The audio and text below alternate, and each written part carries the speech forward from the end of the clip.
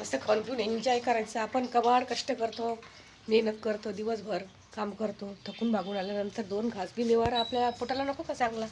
त्याच्यामुळे खाऊन पिऊन एन्जॉय करायचं मस्त छान असं. आज माहिती का मी ना स्पेशल दुधाची चहा केली. स्पेशल दुधाची चहा म्हणजे पूर्ण दुधाचीच चहा केली. 2 कप दूध टाकलं, त्याच्यात 2 कप 2 चमचे पावडर टाकली, थोडी साखर टाकली, अद्रक टाकलं आणि छान असं मस्त की 2 कप त्याची तयार केली. लहान मुलाला पण दिला 1 कप, मी 1 कप घेतला. कारण की माझ्या लहान मुलाला आहे ना दुधाची चहा फार आवडते आणि आम्ही दूध कमी आणत असल्यामुळे मी त्याला दुधाची चहा देऊ नाही शकत.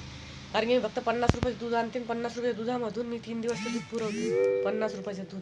त्याच्यामुळे मी ना स्पेशल दुधाची चहा मी देत नाही कोणाला पोरांना.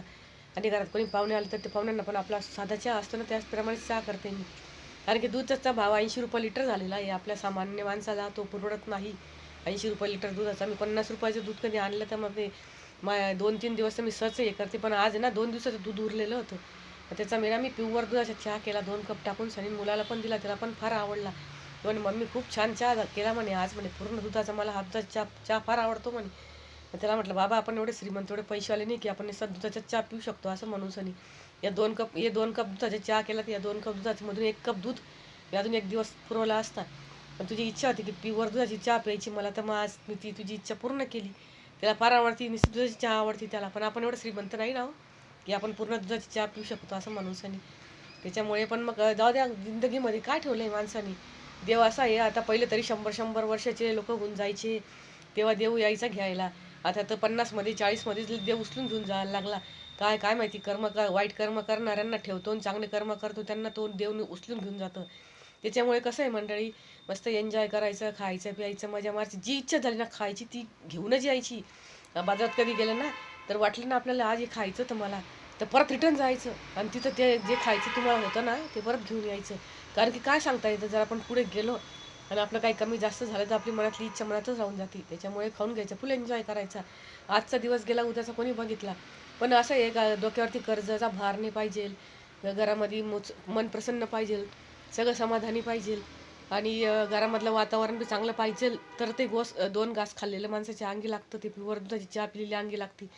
जर घरामध्ये वातावरण जर भंगार असलं, बोगस असलं, तर तुम्ही सोनं पण खाल्लं तरी पण ते अंगी लागणार नाही. कारण की वातावरणमुळे बी माणसाच्या शरीराला लागतं माहिती आहे का. कारण की घरामध्ये जर असं कटकट राहिली, काय राहिलं, रोजची किरीकिरी राहिली तर ते रक्तपित शरीराचं माणसाचं विचार करून टेन्शन करून सनी. आणि किती बी सोनं खाल्लं तर ते अंगी लागणारच नाही. त्याच्यामुळे टेन्शनच नाही करायचं, कोणाला पण नाही द्यायचं, आपण स्वतः बी नाही घ्यायचं आणि घरातल्या लोकांना बी सांगून द्यायचं बाबा जीवन फार अनमोल आहे, आता सध्या आहे ते जपून घ्यायचं आणि एन्जॉय करायचा. कारण की परिस्थिती अशी झालेली आपण बघतो ना गोरगरीब लोक 500 रुपये रोजाने कामाला जातात.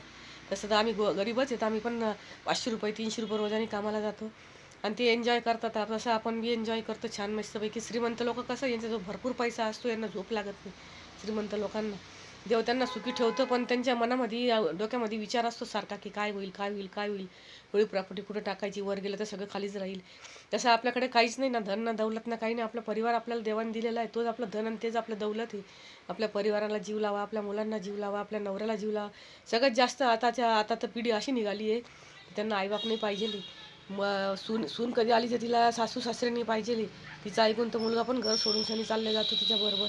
तिचं त्याच्यानंतर एखादा बाईला एकच मुलगा राहते, तिने जायचं कुठे. मुलगी राहिली तर मुलीच्या घरी कसं काय माणूस जाणार. मुलगी जर म्हटली लागून मुलगी म्हटली की बा मला यायचं तुमच्या घरी, मला तुम्हाला घेऊन जायचं आहे, मला तुम्हाला घेऊन जायचं, पण योग्य नाही वाटत ना त्या मुलीच्या घरी जायला, मुलगा असून सनी म्हणून सनी. त्याच्यामुळे दुसरा मुलगा राहिला तर दुसऱ्या मुलगाने तर तशा मुलासारखं नाही निघाला पाहिजे त्या पहिल्याने धोका दिला म्हणून सनी.